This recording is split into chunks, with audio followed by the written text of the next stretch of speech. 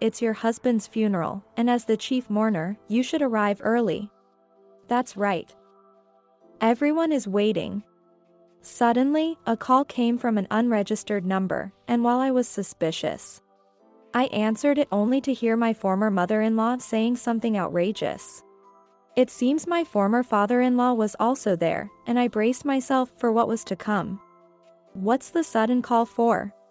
That's because Tom has died. You owe him a lot, right? It's only natural for you to serve as the chief mourner. Oh, and make sure you wrap up the condolence money properly. Chief mourner, but also give condolence money? The things the mother-in-law was saying made no sense, and it started to give me a headache. Didn't I attend Tom's funeral last year? What? What is there to be surprised about? It has been about a year since I was informed of Tom's death, and I attended the funeral. The in-laws probably hadn't realized I was there. What do you mean? The father-in-law's voice was trembling. I took a moment to breathe and then began to explain about attending Tom's funeral. My name is Catherine. I am currently 41 years old and work as a nurse. My 3-year-old daughter, Anne, has been learning new words at daycare. And she talks to me like a little grown-up. She's at a very cute age. And I am willing to work hard at my job and do all the household chores just to raise her. In fact, I am a single mother who was once married and then divorced 3 years ago. My ex-husband's name was Tom, a taxi driver who was 4 years older than me. When we first met, Tom was gentlemanly, and even though I was in my mid-30s, I found myself very interested in him. Professionally speaking, I earned a bit more than him. But I was so smitten with Tom at the time that it didn't matter to me. I believed that I would continue to have happy days with Tom forever. I never doubted that until we parted ways.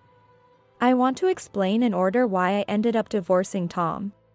Our meeting was at a local singles event that was held regularly. Being engrossed in my work, I had missed what some call the marriageable age, and started to feel lonely about spending my life alone. At 36, I thought my chances of getting married were slim. But I believed that nothing would start if I didn't take action. So, I attended a mixer recommended by a friend. It was a town event in New York, with a large attendance, roughly estimated at about 100 men and women. The event was tailored for women in their 30s and men from 30 to 50. So I was relieved that I didn't have to compete with women in their 20s. However, even among those in their 30s, the men tended to approach women in their early 30s, and I, being 36, was quickly losing my fighting spirit. That's when Tom, who happened to be at the same table, struck up a conversation with me. It's a bit cramped here, isn't it? Would you like to talk in a quieter place, just the two of us? Yes, I was feeling the same way. Tom found a way into the gaps in my heart and made time for us to talk alone. Furthermore, he was a reasonably good-looking man. And I guessed he must have been popular in his youth. He worked as a taxi driver. I wasn't very concerned about annual income as a condition for marriage. But I know some women are. Maybe that's why a good-looking man like Tom was still single. This is my first time at an event like this. I wasn't sure how to act. It took a lot of courage to talk to someone as beautiful as you, Ms. Catherine. No? Thank you. I blushed immediately at the compliment, not used to such praise. Honestly, I wasn't typically considered beautiful, so I quickly realized Tom's words were flattery. Yet, I was very happy he said it. Afterwards, we got along well, talking about hobbies and what we do on weekends without any issues. And by the end of the mixer, we had become quite close. We exchanged contact information and went on several dates after that. Though he was an adult man, our dates were not just quiet meals. He also took me to movies and aquariums, responding to my requests. If I didn't consider income, he was a perfect marriage partner. And as we dated more, I started to really like Tom and fell in love with him normally. At 36, I never thought I'd experience that sweet and sour feeling of love again. But I believed one couldn't marry without love, so I took the initiative and asked Tom out. He was surprised by my confession, but soon smiled and said, "Please take care of me." This is how our serious relationship started. Considering our ages, Tom proposed quite soon after we started dating. I was so happy and immediately said yes. I was deeply grateful and happy that he chose a woman not so young as me.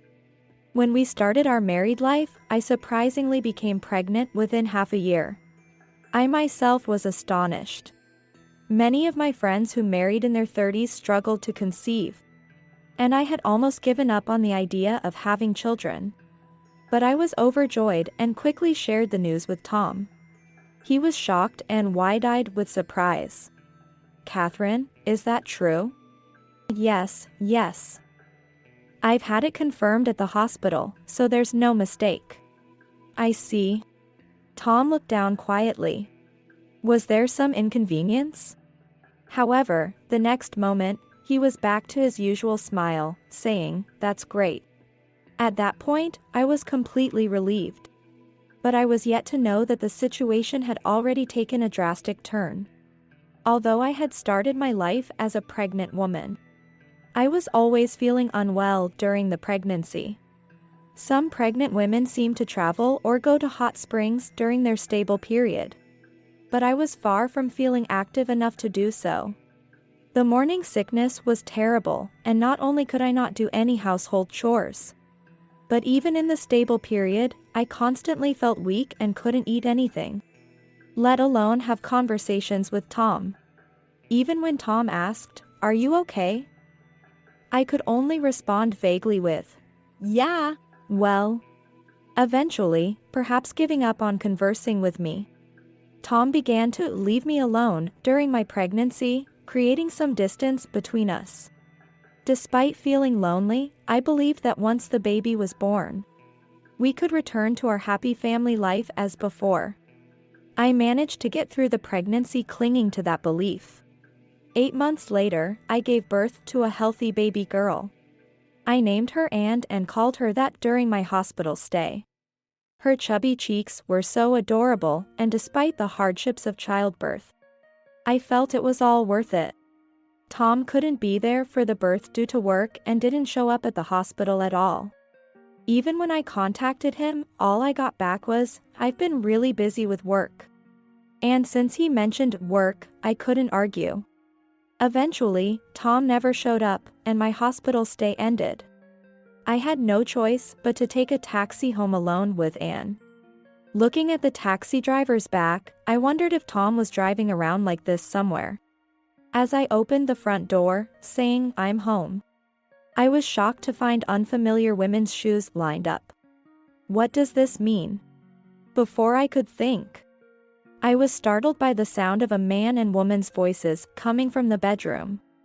I cautiously approached the bedroom and peeked inside. "What are you doing?" To my astonishment, I saw Tom embracing a young woman who seemed almost 20 years younger than me. "What?" The woman, startled by my voice, turned around in a panic, completely naked. Tom also looked at me in shock. "Catherine, was today your discharge day?" I didn't know. He tried to act calm, but in this situation, Tom's words were utterly ridiculous. "Lies. I informed you yesterday." Right. I forgot. Sorry. Given the circumstances, let's get a divorce. Feeling it tedious to be blamed, and now that his affair was out in the open, Tom quickly suggested we divorce, which made me feel nauseous. There was no time to be upset about having just had a child. So, please get a divorce quickly. Thank you. The woman, shamelessly facing the wife of her affair partner, didn't show any sign of disturbance and said it matter-of-factly. I was too shocked to respond. The fact that Tom had already prepared the divorce papers made me even more sad and angry. He had intended to divorce me from the beginning. While his wife was suffering from pregnancy complications, he was enjoying an affair. The thought of him doing this even during childbirth sent chills down my spine. It's your fault. I didn't want kids. So I married you since you were already 36, yet you easily got pregnant. Tom insulted me in a tone I had never heard before. Crying, I received the divorce papers. Anne began to cry midway, and I became flustered. Even seeing us like this, Tom only sent a cold gaze, as if to say, kids really are annoying, huh? The nightmare day ended, and I wobbly went to submit the divorce papers. It all happened so fast, I couldn't keep up. After informing my parents and deciding to stay with them for a while, they were furious. They seemed ready to confront Tom, but I refused. Punishing Tom wouldn't heal my wounds. It would only hurt more if he harbored a grudge. After I explained this, they reluctantly backed down.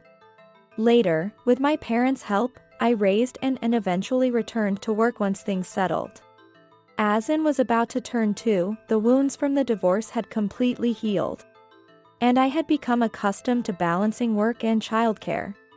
However, an unexpected event occurred. It was on a Sunday afternoon. My parents said, "Take some time to rest alone," and took Anne out with them, leaving me alone at home to relax and watch TV.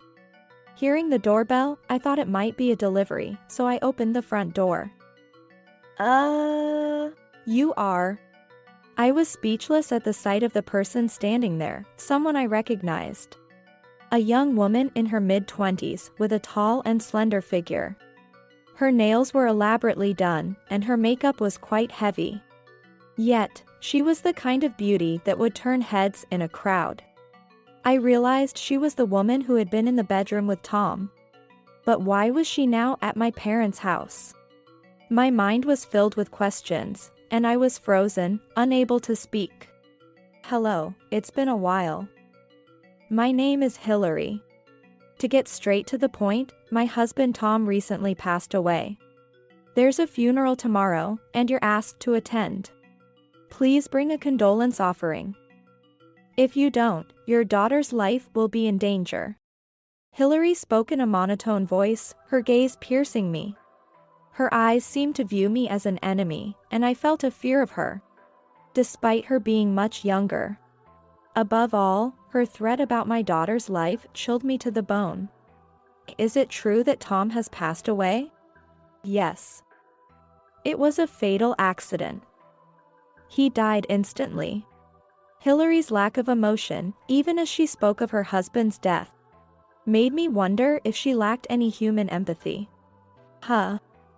But why should I attend his funeral? You and Tom betrayed me. I don't want to speak ill of the dead, but I don't think I have any obligation to attend his funeral. Despite my fear, I firmly told Hillary this.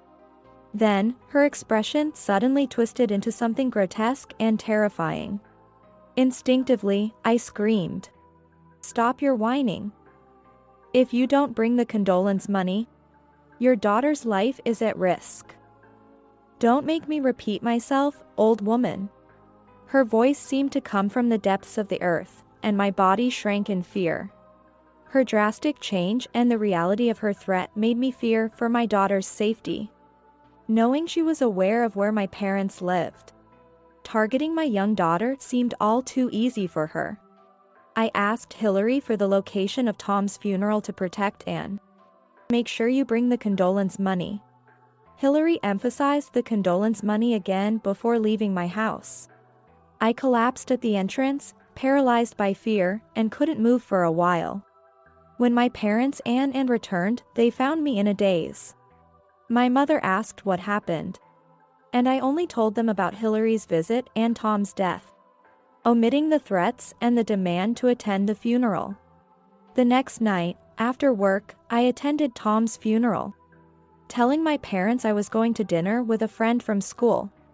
I left Anne with them, dressed in casual clothes, and changed into morning attire at the venue. At the reception, I handed over the condolence money. And Hillary looked at me expressionlessly.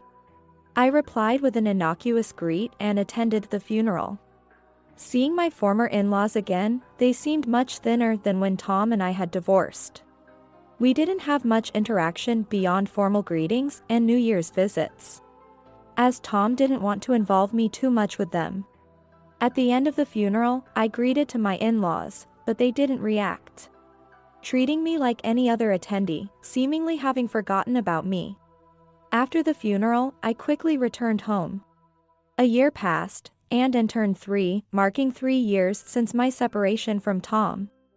I had started living alone with and after Tom's funeral, not wanting to burden my parents further and fearing Hillary might show up again. One day, I received a call from an unknown number while preparing dinner after picking up Anne from daycare. Hesitant to answer an unfamiliar number, I eventually pressed the call button and cautiously said, "Hello," waiting to hear who was on the other side. From the other end of the phone, I could hear the caller's rough breathing, which puzzled me. "It's your husband's funeral, and as the chief mourner, you should come early." "That's right. Everyone is waiting." The callers were Tom's parents, and my former mother-in-law was saying something outrageous. It seemed my former father-in-law was also there, and I braced myself for what was to come. "What's the sudden call for?" "That's because Tom has died. You owe him a lot, right? It's only natural for you to serve as the chief mourner." "Oh. And make sure you wrap up the condolence money properly." Chief mourner, but also give condolence money? The things the mother-in-law was saying made no sense, and it started to give me a headache. Didn't I attend Tom's funeral last year? Confused, I responded, and the in-laws exclaimed in surprise, "What? What is there to be surprised about? It has been about a year since I was informed of Tom's death and I attended the funeral."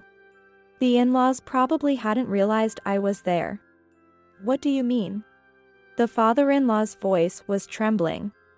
I took a moment to breathe and then began to explain about attending Tom's funeral. A year ago, Hillary visited my parents' house unexpectedly and told me to attend Tom's funeral. She threatened me, saying my daughter's life was at risk if I didn't. She kept saying, "Bring the condolence money, just like you are now." I told them about the events of the previous year in a calm manner. I could sense them gasping over the phone. "Condolence money? What are you talking about? That woman did what? Can we meet you directly right now?" "Now? I'm home with and asleep.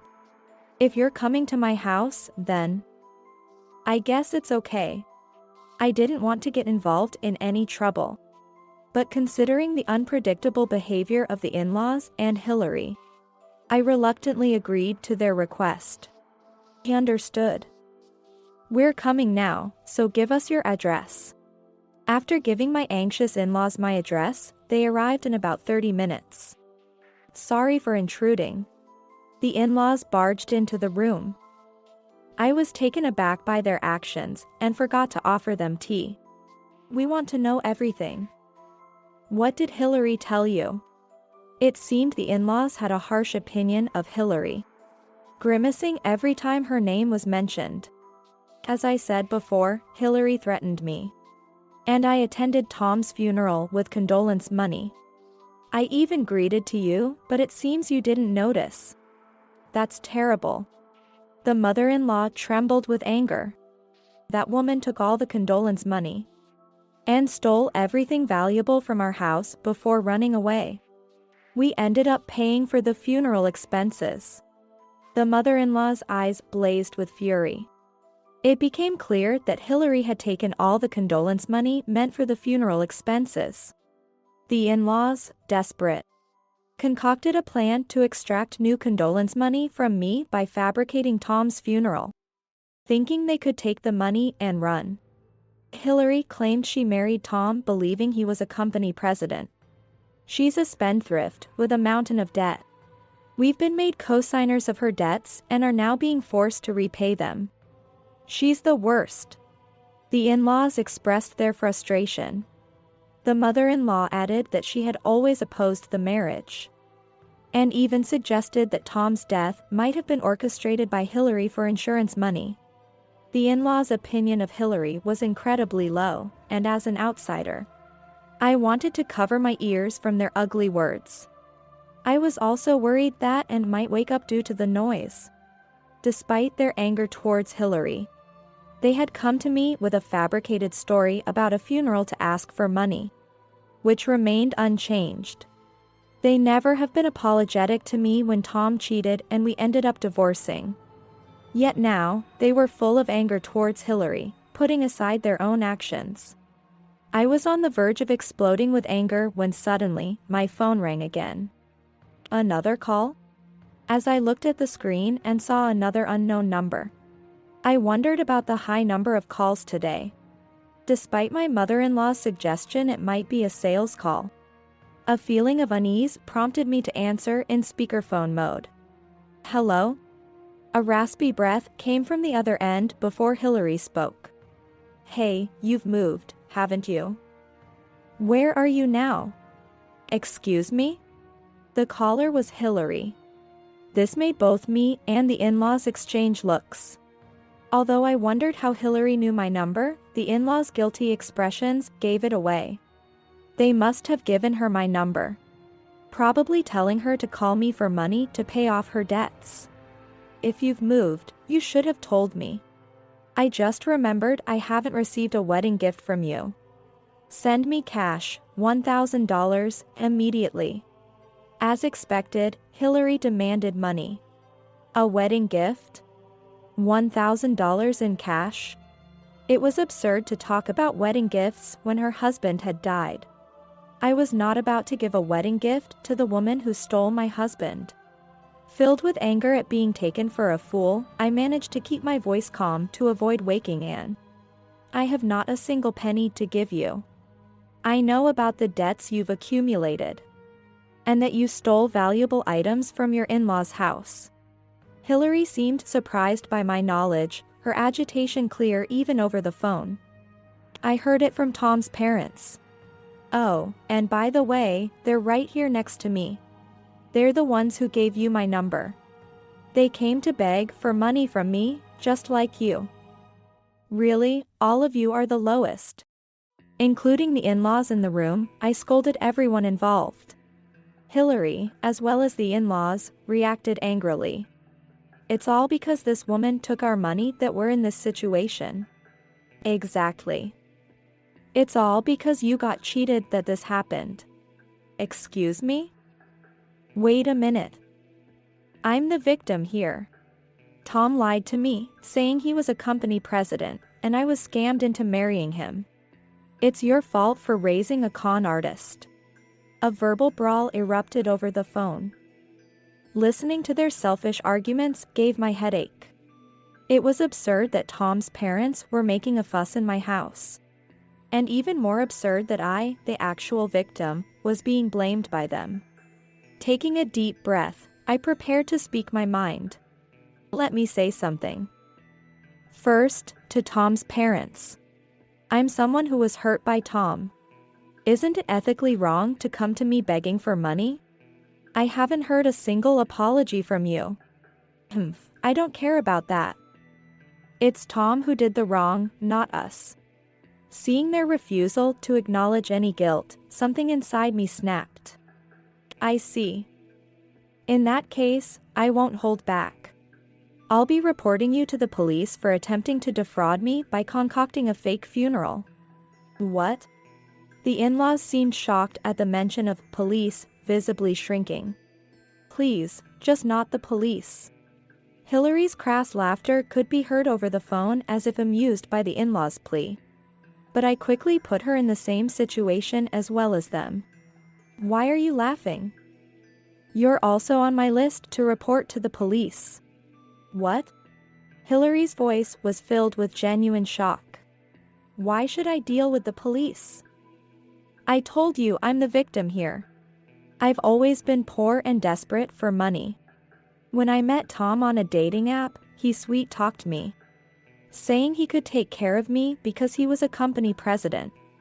I didn't even know he was married. I was shocked to find out about you, his wife, and even had to pay alimony. I was the one deceived. Please don't report me to the police." Hillary insisted she was the victim, but listening to her, I wondered why Tom was surrounded by such deplorable people. Hillary claimed she didn't know Tom was married, which was clearly a lie. When I caught Tom and Hillary together, her reaction and demand for a quick divorce were too composed for someone supposedly in the dark. Therefore, Hillary's story of being deceived into a relationship was unbelievable. Her being swayed by Tom's claims of wealth was her own doing. Playing the victim was unacceptable to me. Concerned about waking and, I decided to end this madness. Stop lying. I won't fall for your tricks anymore. I'm going to hang up now and report this to the police. And to both my in-laws and Hillary, never show up in front of me again. Goodbye. I hung up the phone and then proceeded to kick the in-laws out of my house. They begged me not to report them until the end, but I ignored them and called the police right away. Soon, the police arrived, and I explained everything. The in-laws faced charges for attempted fraud, and Hillary for fraud and theft. "Mom, what's wrong?" and emerged from her room and asked me, sweating from the commotion. "Nothing, sweetheart. How about we move again?" "Move?" "Yes. I found a nice new home for us." Yay! Considering the potential for the in-laws or Hillary to find us again, I decided to move. I plan to change my phone number as well. This way, I hope to never deal with the in-laws or Hillary again. After successfully moving to a new apartment closer to my workplace, I learned more about the in-laws and Hillary.